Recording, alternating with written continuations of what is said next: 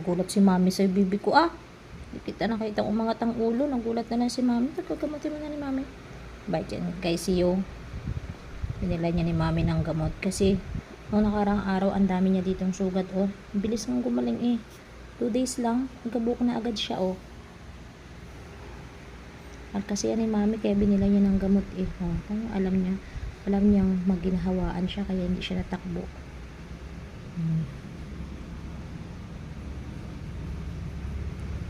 Nung kaunang-unahang araw, pa 3 days na to ngayon, nung kaunang-unahang araw, wala talaga siyang buhok dyan. Wala siya talagang buhok. Kasi nga, nung dumating sa amin, ganito na siya.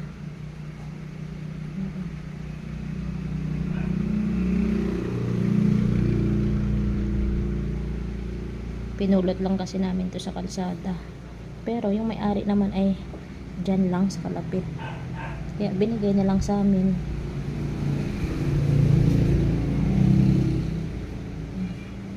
Binigay na lang sa amin Siyo. Yan guys, ang gamot niya. Yan yung reseta sa kanya.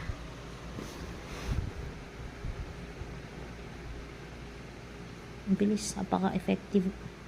Tapos, pag ito'y gumaling na,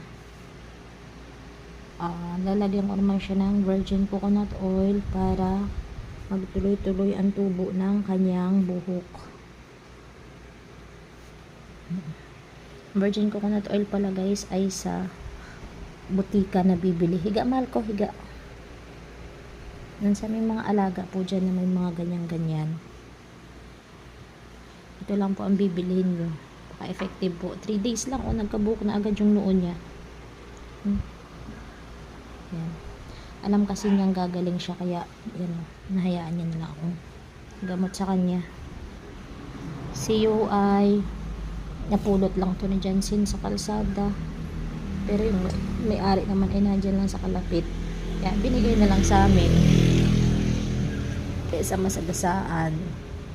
Swerte niyo, oh. Nagamot ni Mami la. Talino niyan. Sige na. Tuloy mo na tulog mo. Tuloy mo na tulog mo. Arte naman, oh. Hindi na ganyan. Okay na dyan. Tapos na tayo, oh. Dyan na. Sige na ikaw. Sarap buhay na yung kay Mami, ah. Ginagamot ni Mami.